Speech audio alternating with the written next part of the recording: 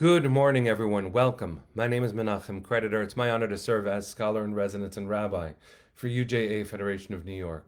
We bring you Torah and music, blessing, and community every weekday. We've been doing so since March 18th, 2020. Today is Tuesday, November 11th, 2025. That's more than 5.5 years of Torah every single weekday morning just to be together, to learn together. Thank you, Penny, 1,423 times. With friends from all over the world, we just learn and we just care. And that's more than just anything. Susie and Sandy, it's good to see you. Linda and Rose, Boker Tov. Hope that all of you are safe and well. Let's take a moment to say hello to each other and then we'll learn some Torah. Joyce and Rose, Deborah and Linda, Ashley, Boker Tov. Good to see you. Hi, Michelle. Hi, Arlene. Nice to see you too. Hi, Debbie. Anya and Ayala. Hope that you are well. Ayala, you're in Israel. Boker or in Israel. Nice to see you too. Dale and Arlene Hineni. Jack and Peter, Corinne. Good to see all of you. Hi, Lydia. Let's take a breath, sing a bracha, a blessing, and we'll learn some Torah. Ya lai lai lai lai, today I lai lai lai, today I lai lai lai lai. Ay, ay, la, la, la.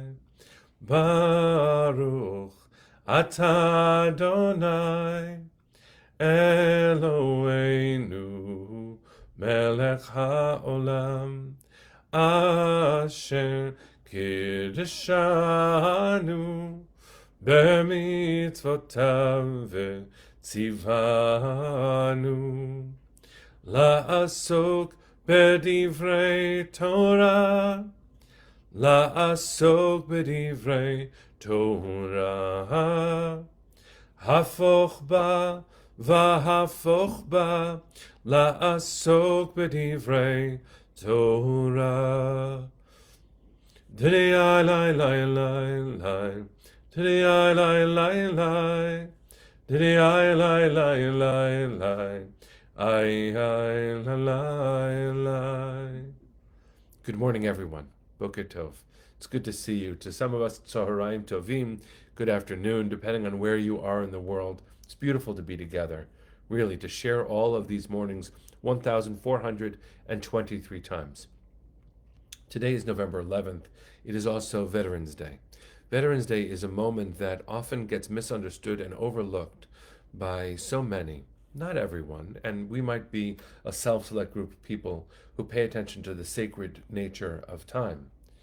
But Veterans Day is a day to thank those who served to protect, who served the great idea of America. And not only in America, today is called Remembrance Day in Canada, a day of remembering and being grateful for the service that people provide. And often when you say to someone who served in the military in any capacity, thank you for your service, which is, of course, the right thing to say, often there's a kind of humility that accompanies their response. I've experienced this many, many times. The power of someone going into their souls and providing security, safety, and support for others whom they have never met. What an extraordinary thing it is to see people and to thank them in person for what they gave you, though they didn't know who you were. They loved you anyway. That's something that might connect a little bit to this week's Parsha. Chayei Sarah, the name of this week's portion, is a generational transition. Abraham, and Sarah are older. The very beginning of the Parsha, Sarah dies. At the very end of the Parsha, Abraham dies. And in the middle of this Parsha, Yitzchak and Rivka, the patriarch and matriarch of the next generation, emerge. Now, there are obvious differences between the way they emerge and who they are. In some ways, Rebecca and her forceful way of being more resembles Abraham, her father-in-law, than Yitzchak does. Rivka is really the leader of that generation. But it is also the case, friends, that we are their children, and we read this part of our family's diary with deep reverence. After all, they didn't know us. but they dreamt of us. They served us with their decisions. My grandfather of blessed memory, Henry Creditor, and my great uncle of blessed memory, Ralph Dubin, both served the United States in the Army. Different capacities. When I think of them, I don't think about that part of their service. I do see my grandfather as a machinist building parts in the Philippines for machines that broke down. He was creative with his hands. And I look at my great uncle Ralph and the art that adorns my home to this day that he created. Those are also acts of service, but those are different than what happens when you're not looking and people around the world are watching out for you, trying to protect you.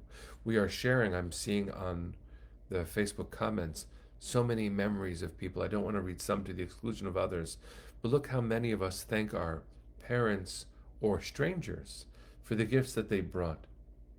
And after all, what is it that they do? So I want to share just a little bit from the Parsha as a way of honoring those who have served. Because after all, servant leaders are what every matriarch and patriarch are in the Torah. It's a holy thing to devote your life for the sake of others, for a covenant bigger than the self, and not for the purpose of personal reward. So what was it that we can learn from the Parsha? Something that is a response to the absence created when Sarah dies. Let me say that again in the correct order. At the beginning of this Parsha, Sarah dies. And Abraham grieves and secures a place to bury her, a place known in Hebrew as Marat HaMachpelah. The cave of Machpelah is still a holy site. It's contested politically and uncomfortable to be in sometimes because of the politics surrounding it, but it is still a site that we recognize. And when Sarah dies, something is lost, of course. Her presence was so enormous. The power of her personality was so defining. Her death created a vacuum. The very end of the Parsha actually says that Yitzchak brought Rivka into the tent of Sarah, his mother, and he was comforted. What is it, friends, as you're all sharing? What is it that brings comfort as we remember?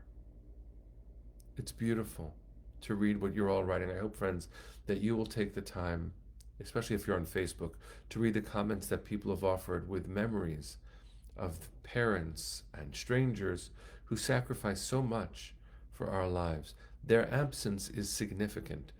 Today isn't Memorial Day. Today is Veterans Day. So what I want to make sure we do is we honor our veterans, those we are blessed to take care of. And in fact, as a country, we have not taken appropriate care of.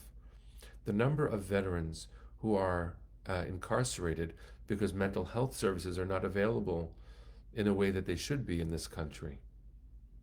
That number is enormous, and it's unacceptable. I remember a scene.